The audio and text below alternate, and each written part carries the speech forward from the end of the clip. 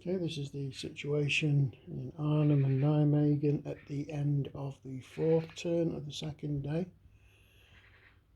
As I said, the sort of level of operations has reduced slightly due to people struggling to get enough dispatch points to get formation counters or chits into the game.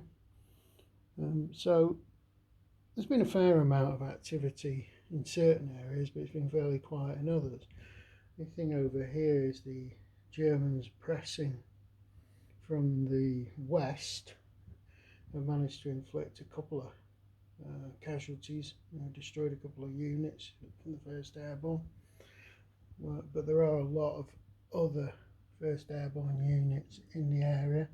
New para brigade has landed, so units from that can reinforce this western perimeter here. In terms of the actual town of Arnhem, the 1st Airborne are still pushing all around it, and they're gradually encircling Arnhem. So this is a bit different from what happened historically. Historically, you had a tiny pocket of paratroopers trying to defend Arnhem Road Bridge, being besieged by the units of the 9th SS, whereas here we seem to have units of the 9th SS being pretty much pressed and surrounded by units of the 1st Airborne. But even so, it's going to be murderous fighting to get through Arnhem. You're not that far from the bridge.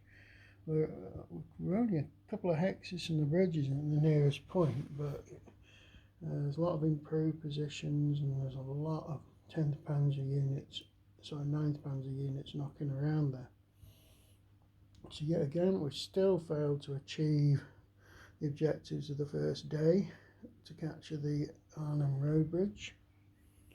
In terms of to the south, if we look at the south, the 10th SS, there's more units still piling in to the 10th SS heading south. We've got 10th SS now move forward slightly more aggressively here, and they'll look like they'll attack this Malden Bridge here fairly soon.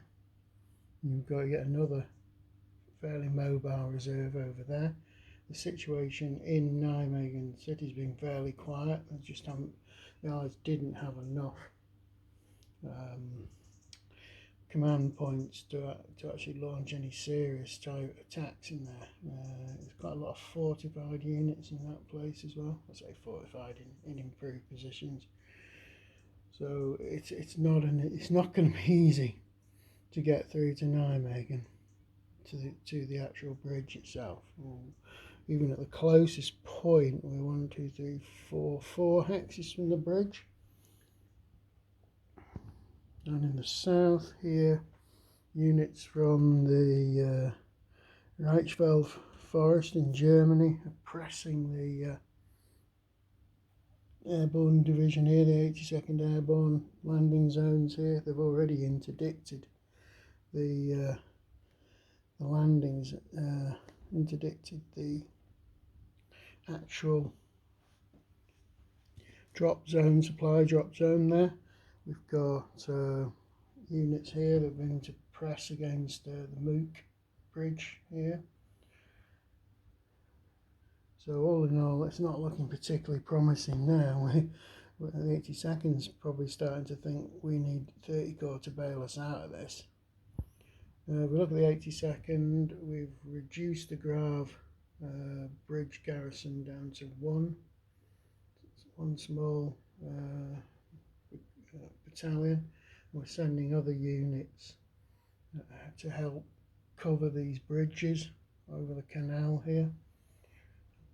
As I said, we didn't make any progress in Nijmegen due to a lack of command points, basically, and we're short on dispatch points as well. It's making it difficult. And that's really it. So yet again, in Nijmegen we haven't achieved our first day's objective to capture the road bridge, and things they're not bad. They could be a lot worse, but things are pressure's starting to build up on the 82nd And in fact, the 82nd's looking in a worse condition than the first, which is odd historically.